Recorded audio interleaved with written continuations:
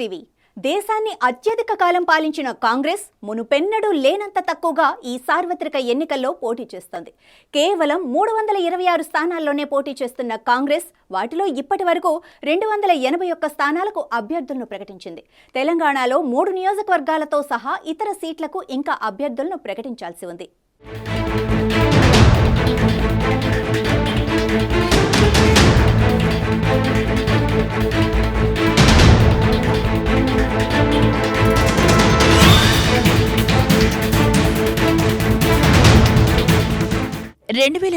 లోక్సభ ఎన్నికల్లో హస్తం పార్టీ 417 స్థానాల్లో పోటీ చేసింది.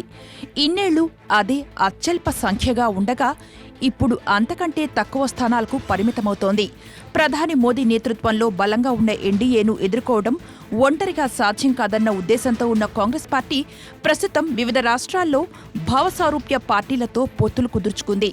కర్ణాటక, తెలంగాణ, పంజాబ్, ఛత్తీస్గఢ్, ఉత్తరాఖండ్, హిమాచల్ ప్రదేశ్, గోవా, అరుణాచల్ ప్రదేశ్, మణిపూర్, మేఘాలయ, మిజోరం, నాగాలాండ్, సిక్కింతో పాటు 6 కేంద్రపాలిత ప్రాంతాల్లో మాత్రమే ఆ పార్టీ పూర్తి స్థానాల్లో పోటీ చేస్తుండగా మిగిలిన రాష్ట్రాల్లో మిత్రపక్షాలతో సీట్లు పంచుకుంటోంది.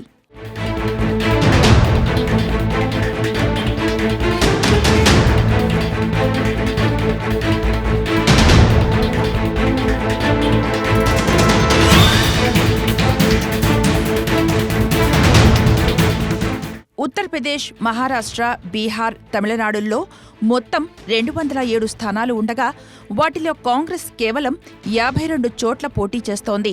అంటే 25.12% స్థానాలకు మాత్రమే పరిమితమైంది. మిగిలిన వాటిని తన నేతృత్వంలోని ఇండియా కూటమి మిత్రపక్షాలైన Samajwadi party, RJD, Shivsena, NCP, డీఎంకేలకు వదులుకుంది. 21 సీట్లున్న ఒడిశాలో ఇప్పటి వరకు 17 స్థానాలకు హస్తం పార్టీ అభ్యర్థులను ప్రకటించగా మిగిలిన 4ంటిని జేఎంఎం వామపక్షాలకు కేటాయించనున్నట్లు తెలుస్తోంది.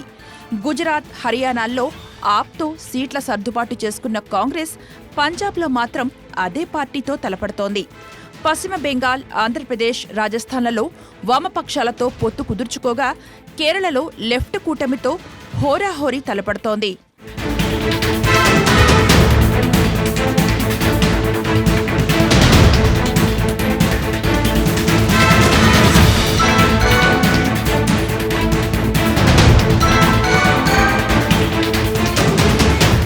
ప్రస్తుతం కేరళ, తెలంగాణ, కర్ణాటక, హర్యానా, మహారాష్ట్ర, పంజాబుల్లో మాత్రమే భాజపాకు బలమైన పోటీ ఇచ్చే స్థాయిలో ఉన్న కాంగ్రెస్ పార్టీ యూపీ, బీహార్, రాజస్థాన్, మధ్యప్రదేశ్, గుజరాత్, ఛత్తీస్గఢ్, జార్ఖండ్లలో అంత గొప్పగా లేదని విశ్లేషకులు అభిప్రాయపడుతున్నారు.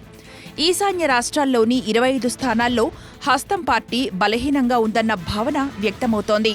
ఒడిశా, పశ్చిమ బెంగాల్లో పోటీ భాజపాకు అక్కడి ప్రాంతీయ పార్టీలకు మధ్య ప్రధానంగా కేంద్రీకృతమైనట్లు కనిపిస్తోంది. ఆంధ్రప్రదేశ్లో కాంగ్రెస్ ఉనికి పెద్దగా లేదు. 326 సీట్లలో పోటీ చేస్తున్నప్పటికీ కాంగ్రెస్ ప్రభావం కొన్ని రాష్ట్రాలకే పరిమితమని నిపుణులు విశ్లేషిస్తున్నారు.